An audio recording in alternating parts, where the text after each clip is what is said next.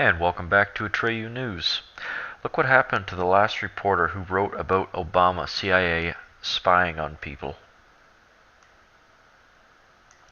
Michael Hastings, a reporter for BuzzFeed, died in a single car accident in the middle of the night shortly after publishing Why Democrats Love to Spy on Americans.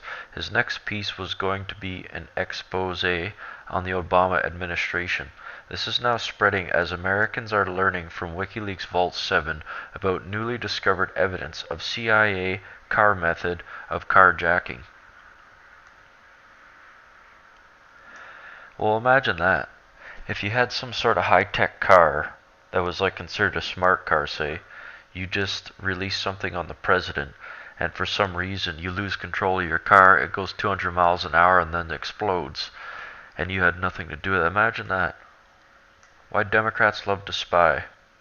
Besides the senators Ron Wyden and Mark Udell, most Democrats abandoned their civil liberty positions during the age of Obama. With a new leak investigation looming, Democratic leadership are now being forced to confront all the secrets they've tried to hide. Paul Joseph Watson from InfoWars. Just a coincidence that Michael Hastings was writing about Dems spying and about to do a big expose of the CIA before his car crashed. Yeah, big surprise. It's a picture of him there. It's crazy.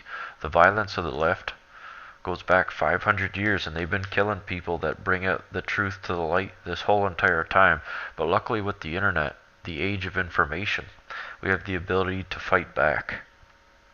Breaking. President Trump sends out statement on new health care plan. President Trump says he's proud to support House health care plan.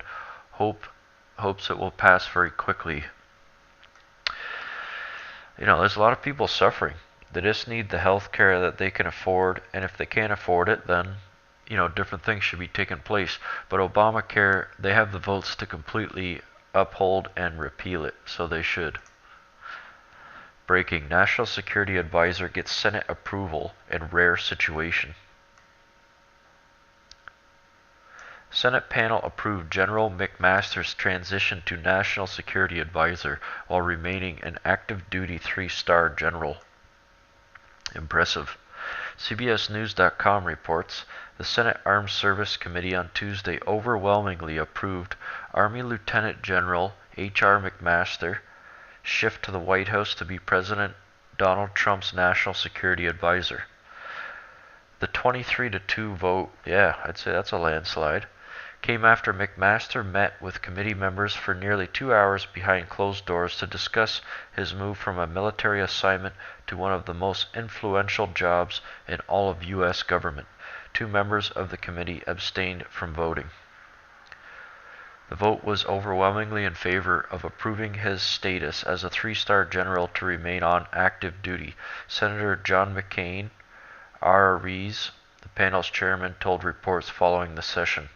McMaster's appearance before the committee was unusual because national security advisors aren't subject to Senate confirmation and typically don't testify on Capitol Hill. But McMaster's situation is different.